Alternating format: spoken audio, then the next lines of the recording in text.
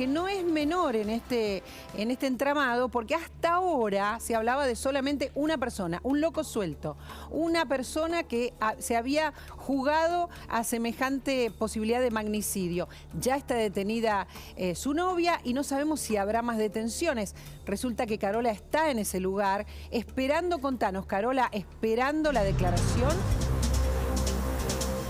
Exactamente, María Laura, muy buenas tardes. Y trabajamos desde muy temprano aquí donde está detenida Brenda Uliarte, de 23 años, que fue detenida por la Policía Federal desde ayer a las 11 de la noche. Vos sabés que está incomunicada y que recién ahora se dio a conocer que ya tiene abogado oficial, pero ahora, hace minutos solamente, iba a ser el mismo abogado de oficio que está defendiendo, que va a actuar como defensa de su novio. Estamos expectantes. ¿Y por qué? Porque hay que ver dos cuestiones. Primero, si la jueza va a decidir venir a tomarle declaración, teniendo en cuenta que utilizaría la misma metodología que lo hizo con su novio Sabac Montiel, porque fue ella, la jueza misma, quien se trasladó allí el viernes hacia la calle Cavia para tomarle declaraciones. En principio te cuento que las primeras versiones hablan de que haría lo mismo, que la jueza haría lo mismo. No trasladarían a esta mujer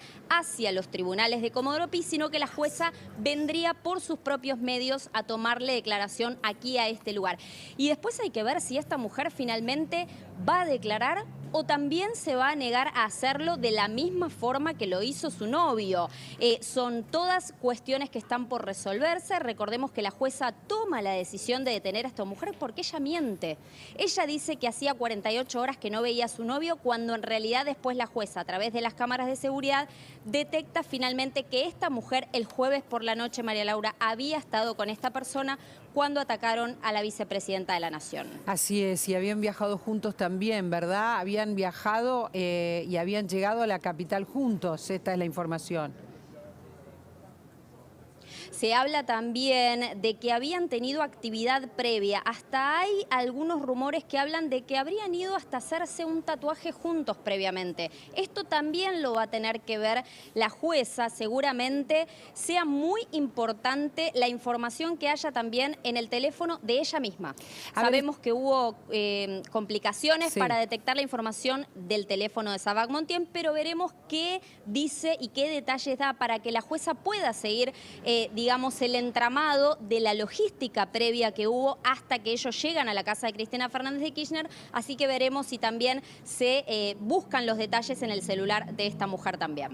A ver, es muy importante decirles y contarle a la gente con esta imagen de lo que está pasando ahora, donde está detenida la novia de Sabac Montiel, que hay una historia en relación a lo que contaba Carola de los teléfonos y los teléfonos que no se pueden leer en la Argentina, ¿no? Recordemos que no se pudo con el celular del fiscal Nisman. Recordemos que no se pudo tampoco con otros celulares de casos emblemáticos. No estamos hablando de uno, ni de dos, ni de tres. Y hay inconvenientes que vamos a tratar hoy de desarrollar y de entender de la mano de un especialista informático, porque hay manera de saber qué es lo que le pasó a este teléfono, quién se metió en este teléfono, por qué aparece el cartel de warning en este teléfono y se pierden probablemente mensajes que no se pueden recuperar. Ahí hay un problema. Bien dice Carola, también hay un celular de quien podría ser su cómplice, ¿verdad, Carola? El celular de Brenda. Exactamente, María Laura, y hablan de una tercera persona, atención con esto. La jueza, si bien decretó secreto de sumario, hay algo que a ella le empieza a llamar mucho la atención y que tiene que ver con esto. En principio se hablaba de todos dicen un lobo solitario, esta persona que habría actuado sola en primera instancia. Bueno, no, ahora se suma la novia y atención, atención porque puede haber una tercera persona también que esté implicada en esto que yo llamo una especie de logística previa, ¿no es cierto? Algo planificado, algo planeado en función entonces del ataque finalmente que sufrió la vicepresidenta. Veremos entonces cuáles son los otros detalles que siguen ayudando, digamos, a la investigación para que la jueza pueda llegar entonces a determinar qué fue lo que pasó esa noche. Tenés prioridad, Carola, por supuesto, porque cambia todo el escenario. Era un loco suelto hasta hace unas horas. Ya está su novia como cómplice y podría, dice Carola, haber una tercera persona por detenerse en cualquier momento. Atención que Nacho Damonte está en Comodoro Pi, y en Comodoro Pi, Nacho, pasa de todo en relación a este tema y en relación también al juicio vialidad. María Laura, ¿cómo estás? Buenas tardes. Bueno, dos cosas se están tratando aquí. Primero, en el piso 3, en el juzgado número 5, la doctora Capuchetti, se está avanzando con la investigación, como bien mencionaba Carola, en torno a Sabac Montiel, a sus cómplices, qué sucedió con el celular, bueno, y demás que tienen que ver con una investigación que por el momento no ha avanzado mucho en estas últimas horas. Hay rumores de una nueva detención, aún no hay nada confirmado. Y en el caso de la causa de vialidad, estuvo Fragueiro Díaz, el doctor encargado de llevar adelante la defensa de Héctor Garro, quien era el titular de vialidad de Santa Cruz. Entre otras cosas, dijo que los fiscales Luciani y Mola violaron la Constitución porque están tratando de volver a juzgar una causa que ya había sido juzgada en la provincia de Santa Cruz. Además, también habló de hipocresía de parte de los fiscales. Y hizo mención también, María Laura, a lo que comentó también José Mayán, ¿sí?, el senador del Frente de Todos, quien dijo que si queremos terminar con los problemas en la sociedad y queremos obtener la paz social, así fue lo que dijo Mayans, hay que terminar con el juicio de vialidad, no continuar con estos alegatos de defensa que comenzaron el día de hoy. Bueno, el abogado de Garro mencionó eso como una posibilidad, lo tomó como algo valedero, teniendo en cuenta que para las defensas, por supuesto, tanto de Lázaro Báez como de Julio De Vido, Cristina Fernández de Kirchner y el resto de los funcionarios, este juicio está cargado de nulidades. Bueno, vamos a ver cómo sigue adelante esta cuestión, porque aquí en Comodoro Pi hoy, como te decía, se están tocando estos dos temas que pasan a ser de los más importantes en la política a nivel nacional y para toda la sociedad, ¿sí? Las causas por corrupción en la obra pública y, por supuesto, también lo que sucedió el jueves por la noche en Recoleta con este intento de asesinato hacia la vicepresidenta Cristina Fernández de Kirchner. Bueno, están todos comprendiendo entonces, Nacho, Carola, que la información pasa por ustedes, porque está cambiando el escenario, porque en los dos temas centrales de la Argentina cambia el escenario. Por supuesto que el juicio vialidad cambia el escenario porque empezamos a entender cómo se van a defender todos los implicados, que no es solamente Cristina Kirchner, son un montón de funcionarios que están implicados en principio, podría ser asociación ilícita y también fraude al Estado. Se empiezan a defender y empezamos a comprender cuáles son los argumentos en un contexto, como dice Nacho, donde estamos escuchando las declaraciones del oficialismo también muy provocadoras. Pero también, repito, ¿por qué estamos hoy dependiendo más que nunca de los móviles? Porque está cambiando el escenario en relación a lo que fue el intento de magnicidio, porque se está descubriendo que no estamos hablando de una sola persona. Ustedes tienen prioridad, así como tiene prioridad Paz Rodríguez Nil cuando tenga información de lo que está pasando adentro, Nacho, y como tienen todos prioridad sobre estos temas que necesitamos los argentinos conocer. A pesar de tantas dificultades, necesitamos conocer. Yo decía recién, es importante tener un perito que nos pueda ayudar a esto. Está Gabriel Zurdo con nosotros, le agradezco un montón que esté con nosotros. A ver si nos podés ayudar, porque en tiempo simultáneo vamos a tratar de entender. Esto es negligencia, esto es deterioro institucional. ¿Cómo puede ser que se pueda resetear o se pueda borrar un teléfono que en realidad es clave otra vez, como pasó con el caso Nisma, pero pasó en otros casos también? ¿Cómo nos puede pasar esto, Gabriel? Técnicamente, María Laura, es factible. A ver, es poco probable, pero es factible. La realidad, en la práctica forense que llevamos adelante desde hace muchos años, lo indica así. Las hipótesis podrían ser una de tres o una combinación de las tres.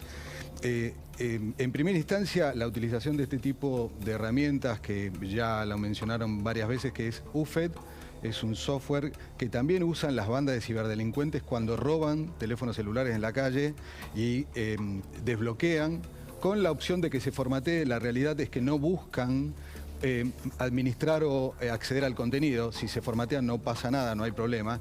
El problema es que muchos de estos software que se utilizan están, le decimos en la jerga, craqueados, al no tener una licencia o estar incompletos o ser versiones quizás obsoletas o no actualizadas. Me refiero al software para desbloquear los teléfonos celulares.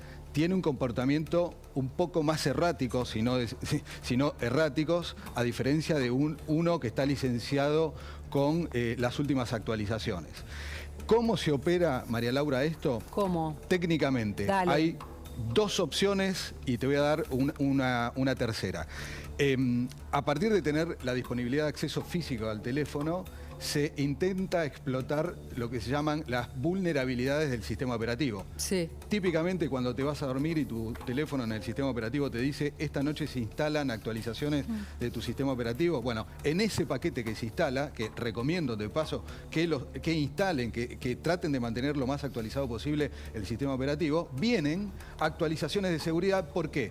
El 70% aproximadamente del planeta utiliza Android, esta marca o este tipo de sistema operativo. A ver, espera, que no me quiero ir del foco. Es un Android el que se encontró. El sistema operativo que hace funcionar a tu teléfono. Es un Android el de Sabac Montiel. La pregunta es muy extraño pensar que él lo apagó o lo anuló antes, porque si no lo hubiera tirado, ¿no?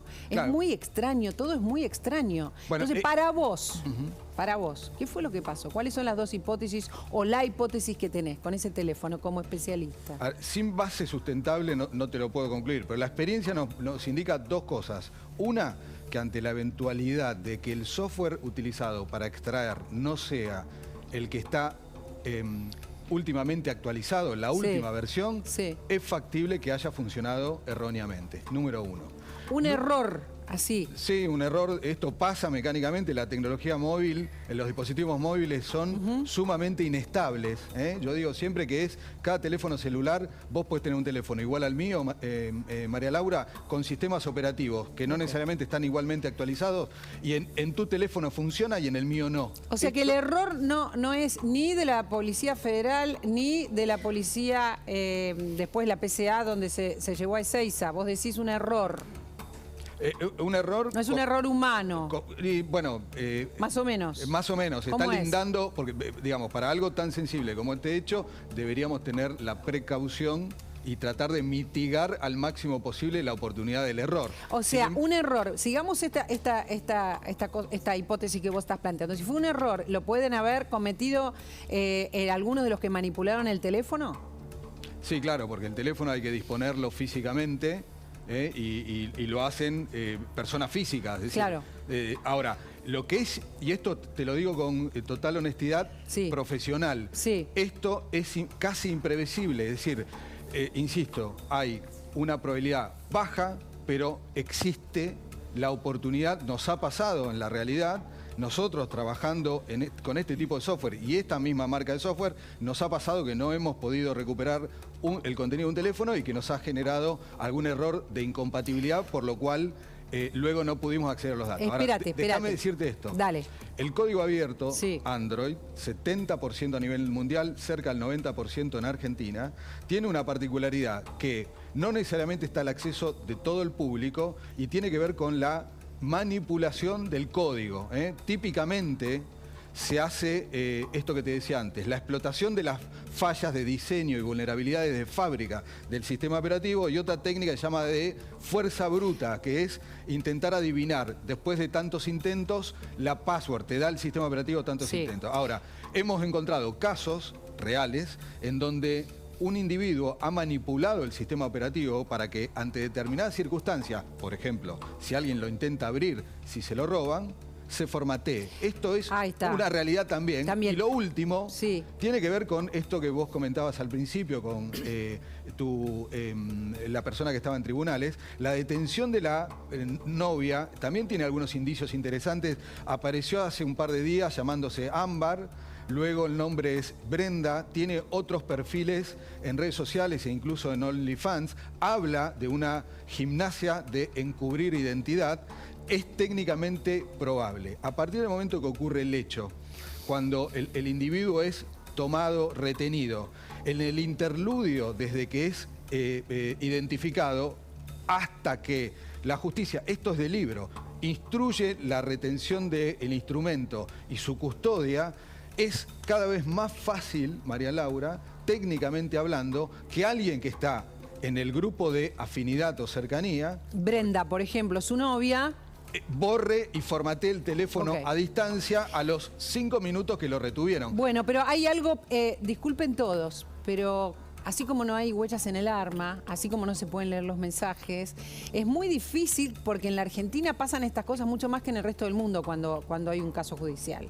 No estamos hablando de que pasó una vez nada más. Estamos hablando de un caso importantísimo y no es la primera vez que pasó. Pongo como ejemplo el asesinato de Nisman. Entiendo que puede haber un error, pero siempre hay un error o siempre hay dificultades o aparece un sobre abierto porque el celular apareció en un momento del traslado en un sobre abierto. Solamente pasa acá en nuestro país. Gabriel, ¿entendés cómo es el escenario? Sí, me tomo... Perdón, dale. Me tomo de las palabras que decía el especialista. Dice, la experiencia nos indica que el sistema operativo acá, lamentablemente en política es lo mismo. La experiencia nos indica que las grandes causas tienen tantos escollos que se abre una causa y una causa paralela que investiga las razones por las cuales no se investigó bien, no se trabajó bien, la policía tuvo errores o directamente no se llega a esclarecimientos que permitan a la sociedad tomar conclusiones, que podamos tener claridad a lo largo de los años. Nisman, Embajada, AMIA, distintos casos, distintas cuestiones que tienen que ver con el Estado Nacional y su ineficiencia, básicamente. Estamos hablando, y bien hace Gabriel en nombrar, son un montón de cuestiones que pasan en esta causa, como han pasado en las causas centrales de la vida institucional argentina. No es una, ni dos, ni tres, ni cuatro, son todos. Por eso es importante toda la cadena de custodia, Gabriel. Por eso es importante que se pueda finalmente acceder al teléfono. Y nos parece increíble cuando vemos por derecha, por izquierda, por centro, todos los medios están diciendo, ¿qué le pasó al celular? ¿Me explico? Esto pasa en nuestro país y además, como siempre, en el mundo se está hablando de esto. Nos tenemos que meter en muchos temas, pero por lo menos una pastillita, Mariana. Están hablando de que ni siquiera podemos leer un celular. Justamente. En un caso gravísimo y del que estamos hablando todos nosotros, no solamente, como decía, no en un canal, ni en dos, ni en tres. En todos lados, el extraño celular que no se puede leer, que llegó con un sobre abierto.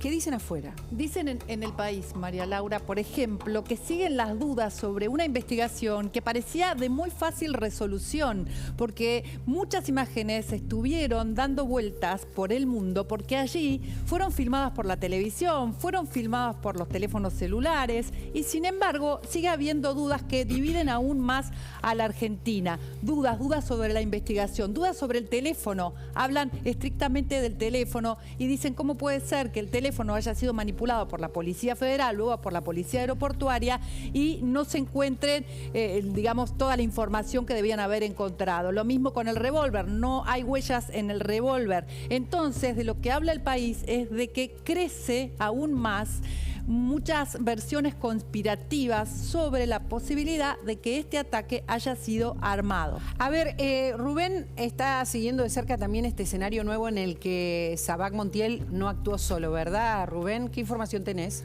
Bueno, el punto aquí básicamente es que la justicia pide, en primer lugar, silencio y más tiempo, y se lo está pidiendo a la política. Y esto es lo que está pasando durante esta mañana, porque básicamente la confusión sigue siendo muy grande.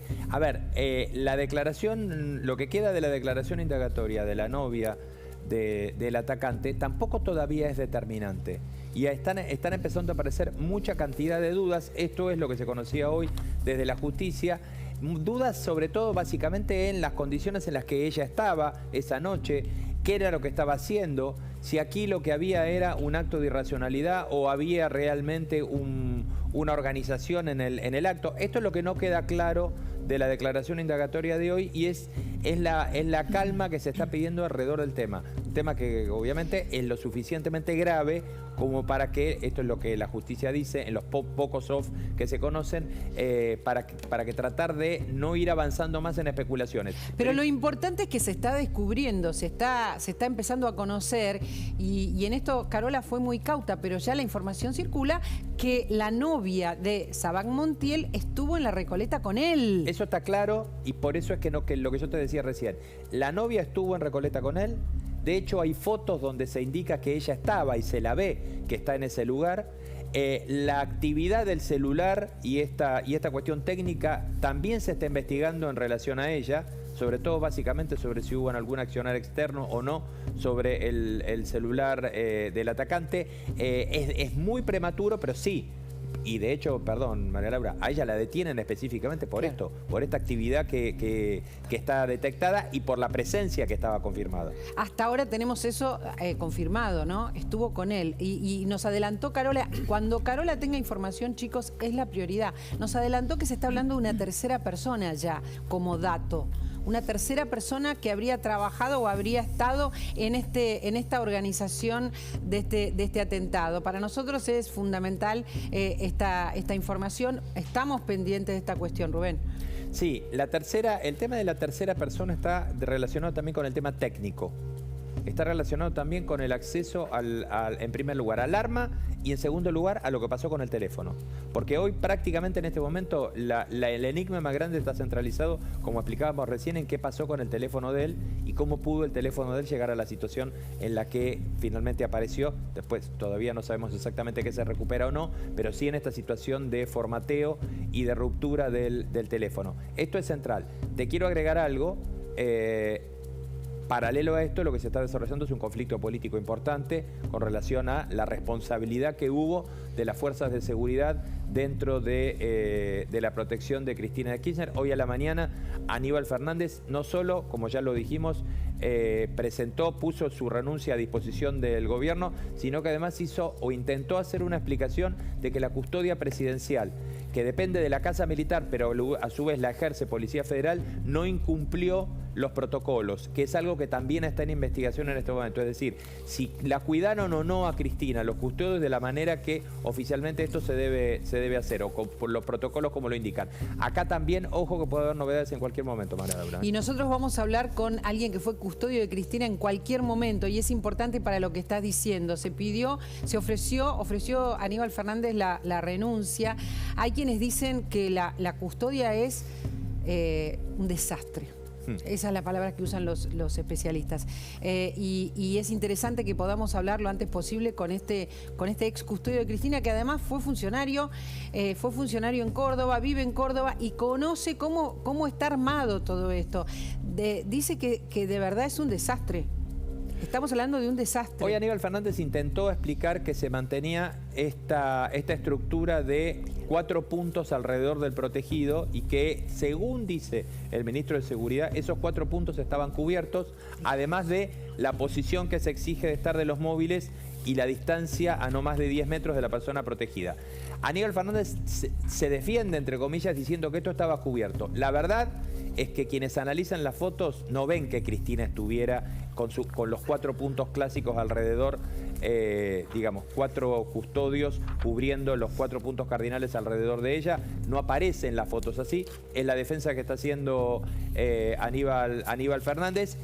Independientemente de todo esto, no daba la sensación, estén o no estén en posición, de que una persona que estaba en la situación en la que Cristina estuviera rodeada por la cantidad de gente que estuvo y además que la dejaron seguir caminando y bueno, todo esto es lo que ya sabemos, ¿no? Que después del intento de atentado, la vicepresidenta siguió manteniendo contacto con la gente como si nada hubiera pasado.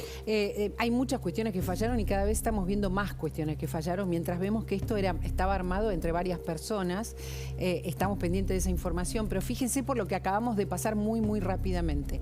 Pasamos rápidamente por un celular que no se puede leer, que aparece en un sobreabierto, que fue manipulado equivocadamente, por una custodia que está muy complicada, por un arma que no tiene huellas. Está Ana Iparraguirre con nosotros y nos interesa mucho que nos rumbee, porque nosotros queremos saber la verdad. Y está complicado, porque está complicado. Con el caso Gutiérrez, me acordé de otro más, que tampoco se pudieron leer los celulares. ¿Quién es el caso Gutiérrez? Es el exsecretario de Cristina Kirchner que fue asesinado en Santa Cruz. Ustedes saben que tampoco los celulares se pudieron leer allí. Pero no es una sola cosa la que está pasando. Pasan un montón de cuestiones y mientras tanto la ciudadanía, Ana...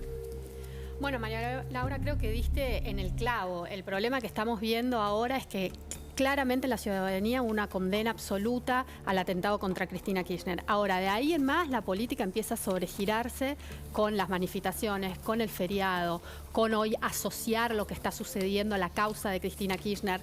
Es asumir que la sociedad no puede diferenciar una cosa de otra y que somos capaces de mezclar todo y meter todo en la misma bolsa y la gente va a poder ser manipulada en una dirección. Digo, que haya habido una condena absoluta al atentado contra Cristina Kirchner no significa que la sociedad haya hecho un giro giro de 180 grados y de repente esté apoyándola en su causa contra la justicia. Ahora, también tenemos que reconocer, María Laura, que la justicia, que es quien está del otro lado, viene con una imagen desfavorable muy alta. Entre el 70 y el 80% de la población tiene una imagen desfavorable de la justicia, así que tampoco tiene una legitimidad, por todo lo que vos recién mencionabas, la justicia, para poder dictar cuál es el camino hacia adelante y tener el apoyo absoluto de la sociedad. A pesar de todo, siempre estamos intentando creer en la justicia y confiar en la justicia, también en este caso, que quede claro, porque esta es nuestra postura.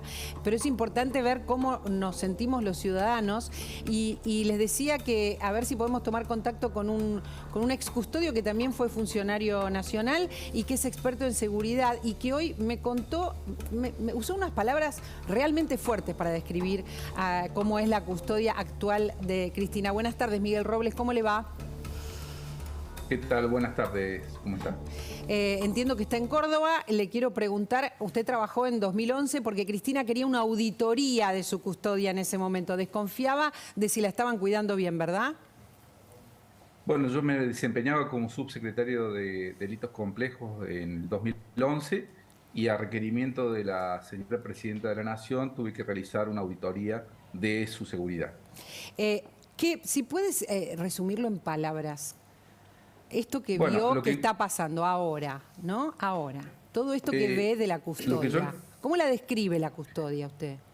Lo que nosotros hemos podido ver a partir de los hechos que han sucedido es claramente un accionar que absolutamente ineficiente. No se cuidó correctamente a la Presidenta de la Nación, no se siguieron protocolos básicos de actuación, no se tuvieron en cuenta ciertos principios que son elementales a la hora de resguardar la integridad física de la vicepresidenta de la Nación, y todo eso, genera, más allá de la cuestión netamente policial y criminalística, un enorme problema de seguridad que podría haber generado un verdadero caos social. Es cierto lo que está diciendo, que todo esto suceda en realidad da la pauta de que esto podría ser muchísimo peor, porque gracias a Dios no se disparó el arma, por ejemplo, ¿no? Entre otras cosas. Dos hechos fortuitos fueron lo que dejaron a la Argentina al borde del abismo. Uno, un libro que se cayó y que la vicepresidenta de la Nación se agachó a agarrarlo. Y el segundo es que los disparos no salieron, aún no sabemos por qué. Si de haberse concretado este hecho, bueno, como te decía anteriormente, se hubiera generado un caos social y difícilmente hoy estaríamos hablando del modo que estamos haciendo. El problema es que todas las alertas estaban levantadas porque ya se venía de una situación muy compleja y concretamente la persona de la vicepresidenta de la Nación tiene una centralidad en la política argentina que no puede desconocerse desde el punto de vista de las custodias. Es la persona con más alto índice de probabilidad de que se atente contra su persona, su vida, y por lo tanto tenía que ser cuidada de manera muy profesional, que es lo que no vimos que ocurre. A ver, si resultaba herida o resultaba asesinada, esto sería un caos social, está recordándonos a Miguel en estos momentos. Ya hubo atentados, lo hemos dicho, lo hemos contado el viernes, hubo atentados, hemos recordado el de Alfonsín, podemos recordar uno de Menem en Rosario, hubo atentados a los presidentes. Si sucede en este momento de la Argentina, nos recuerda a Rubén, Miguel, los convoco a todos también, a Silvia, también a Gabriel. Puede haber un caos social. Es importante por estas cuestiones cuidar también a los líderes. Dice ineficiente y que son dos hechos fortuitos los que hacen que hoy estemos hablando de esto y analizándolo y no en una situación muchísimo peor. Que se le cayera el libro, como se le cayó a Cristina, y se agachó y evitó quizás si hubiese salido el disparo. Y la otra cuestión, que no saliera este disparo. Es central lo que está diciendo. O sea, no solamente lo posterior está mal hecho, el análisis, sino que la previa está mal. Está todo mal en el escenario argentino. Está mal porque por obra de Dios o de lo que puedan creer, no pasó nada peor, Rubén. Todos pueden opinar, por supuesto, mientras Miguel nos explica. El problema es si va a cambiar esto en Argentina alguna vez, porque esto es una historia común. Obviamente la vicepresidenta está mal cuidada, pero por elección de ella. y su voluntad, y esto es lo que también hay, esto es lo que le preguntaba a Miguel, qué es lo que, qué registro tiene.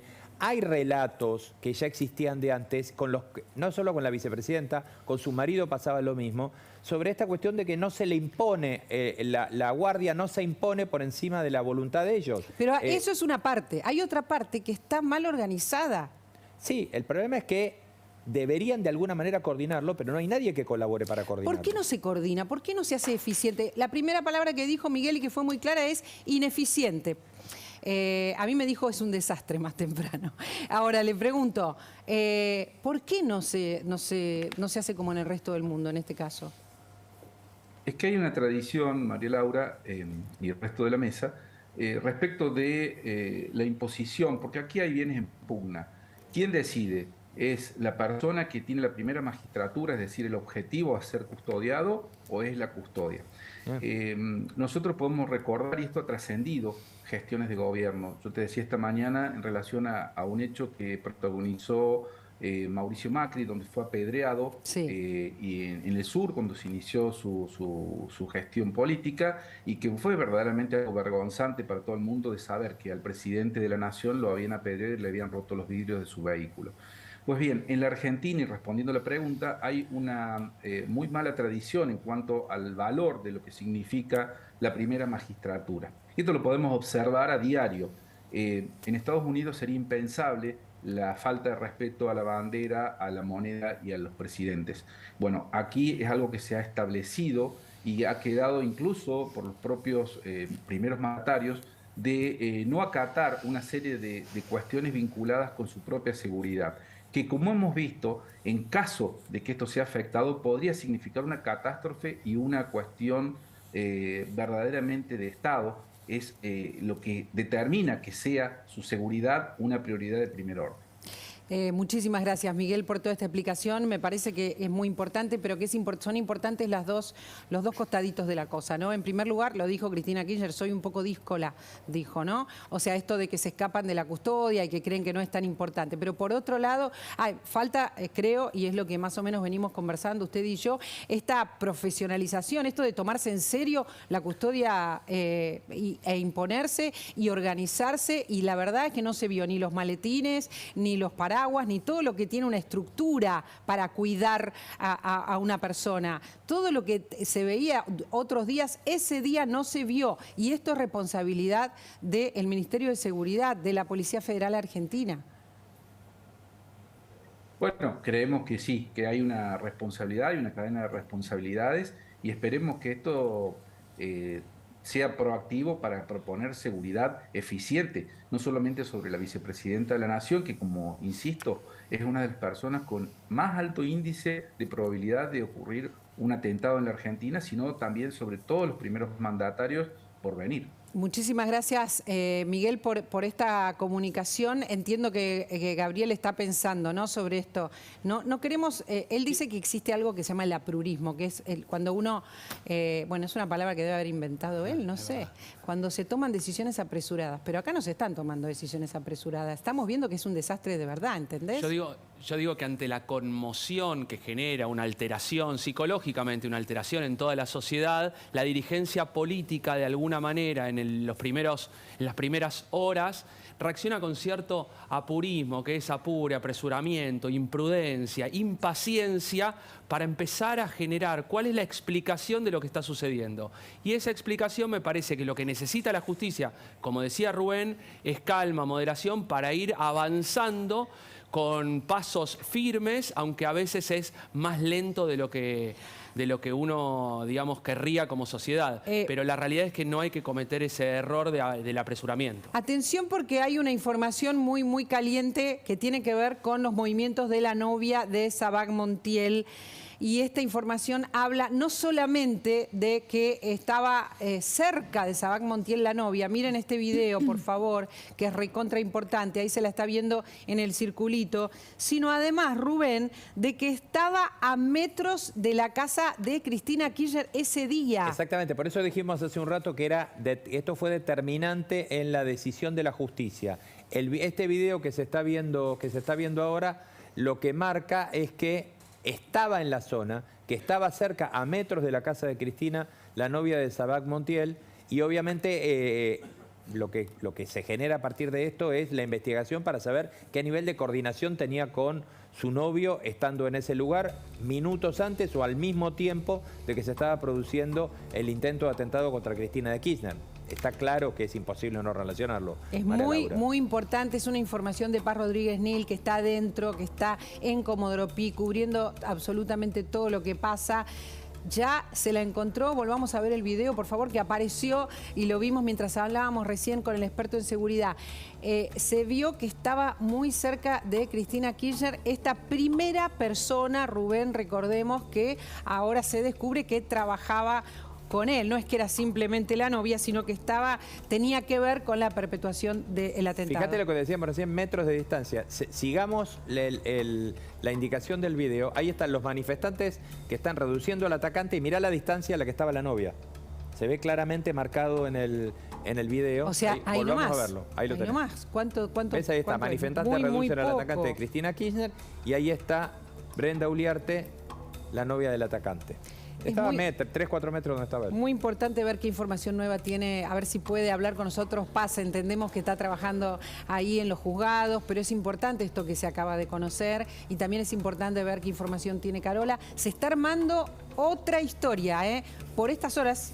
Sinceramente por estas horas, en estos minutos, y se está pensando en un escenario donde no participa solo este personaje, Sabac Montiel, sino que ya está comprobado que trabajaba la novia y se está pensando en una tercera persona y ya se conocen los videos que corroboran estos datos. Así que esto es lo que manda ahora. Nos metemos